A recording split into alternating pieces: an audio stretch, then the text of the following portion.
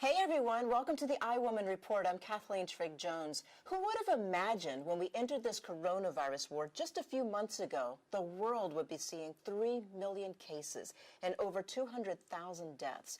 Yet we live in a country where our president is turning to Twitter and playing the blame game instead of showing a little empathy for the many lives that have been lost, the businesses that may never be able to reopen, the families who are out of money and may soon have no food. Not to mention the increase in domestic violence and depression and all of the other issues that we're facing in our world today. So ladies, what I'm trying to say to you is it is up to us to keep one another uplifted and informed. We're the backbone of our families and the world. And I want iWoman to be a platform where women can support one another and share our information that will help us survive all the craziness that we see around us. Like this video. We can laugh together. We can cry together, and we can celebrate our own milestones, no matter how big or small. Like, how long do you really think it took them to get that right? Yes, I'm with you. I'm going to try that one. So please send me your stories, your videos of hope, your inspirations, and let's continue to add a little humor to our day and get through this together. I thought that might bring a little smile to your face. Sometimes it's just the little things in life that keep us going. And that brings us to our big question of the day. As you know, a lot of states are contemplating opening. Some have already opened. But should states be reopening businesses, even if it means that things could get actually worse? Yes or no? Make sure you take our poll on our Instagram at iWomanTV. Also, feel free to leave me your comments if you feel very strongly one way or another.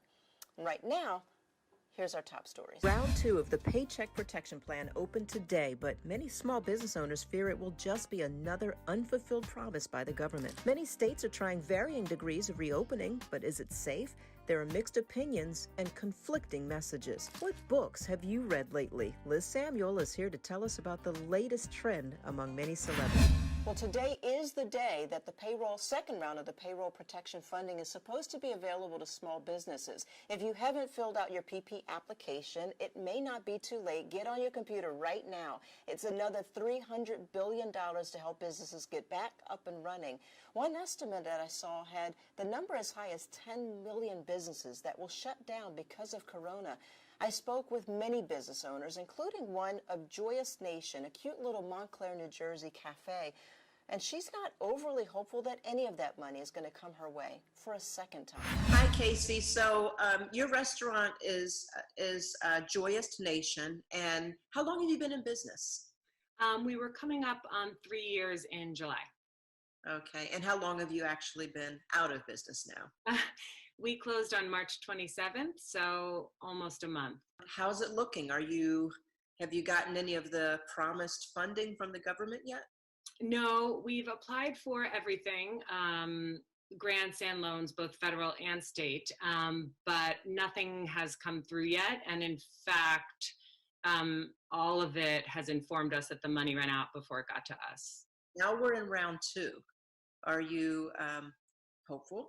Sure, I'm hopeful. I also think that the PPP is a stopgap for unemployment challenges, which is the particular, most important current challenge, but that the government will come up over the next few months with more stimulus money that goes more directly to the businesses themselves. So you've been closed now for a month. How do you reopen after this? If this money comes in and customers still are or maybe aren't coming in, do you open your doors back up, or do you, continue down this path until the schools and everything catch up?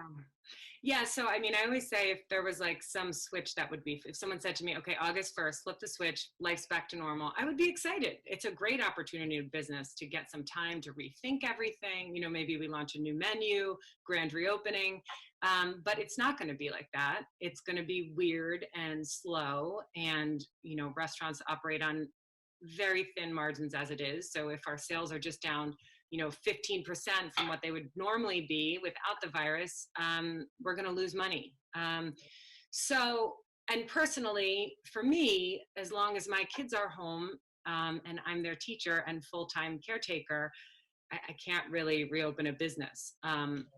Luckily for me, most of my customers are moms too. So I would also probably wait for schools to be back in session, because that's when they're in their routine and they're stopping by for a smoothie after dropping their child off, or a grain bowl before picking him or her up.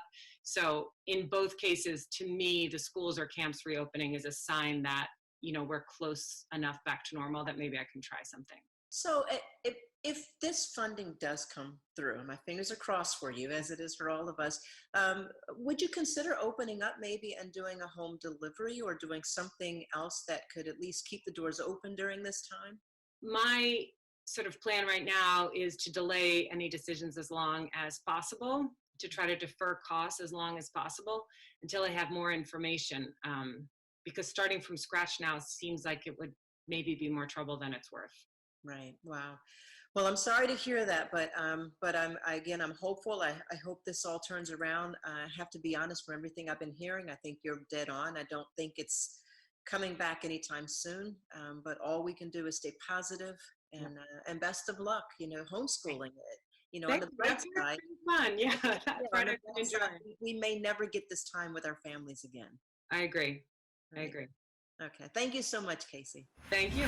Well, 20 states are set to lift their shelter-in-place orders, some of which did today, and it's caused a lot of mixed emotions and some confusion. For weeks, we've been told to stay home. Now, all of a sudden, we're being told it's safe for some businesses to reopen, but not others. Today, Colorado and Oklahoma governors, among many others, defended their plans to reopen beauty salons, gyms, and some restaurants against the advice of many health experts. The two guiding principles that I told Oklahomans we're going to use through this whole process was the health and safety of Oklahomans, number one, and then mitigate the loss to our economy and get our workers back working as quickly as possible. It's a time for calculated risks. It's a time to be careful. It's a time to be safer at home when you can, but be able to live in a sustainable and fulfilling way. I was excited because I felt like, oh my God, now I have a chance to at least try to work so that way I can provide for my family. So I was excited about it, even though I am still nervous. That's a natural feeling. I'm nervous when I go to the supermarket. So it's the same kind of nervousness, but I still have to work. Social distancing will be with us through the summer to really ensure that we protect one another as we move through these phases. Well, whichever side of the fence that your state is on with reopening the economy, it looks like the majority of us will still be practicing social distancing for quite some time. You have to admit, though, some good things have come from all this sheltering in place. Many of us have picked up hobbies and gotten projects done that we never imagined that we'd have time to do. I'm working from home in my basement. And our own Liz Samuel, being the trendsetter that she is, says it's also become very popular among many celebrities to go back and read some of your old childhood books. Hey, Liz, how are you? I'm well, thanks. How you doing, Kathleen? I'm good. I don't know how you find the time to do all that you do. I'm going to bow down to you because this book idea, I love. Like, that's my speed exactly. Yeah, when we first went into lockdown, I remember the first night with the kids home was March 16th. That was a Monday. And I was already antsy. I wanted to do things. And I suddenly had this idea and I ran upstairs and I said, you guys want to join me, to my kids? And they're like, no. And they're like, what are you doing? I said, I'm going to read an old book. And they're like, you're crazy. But I started to read.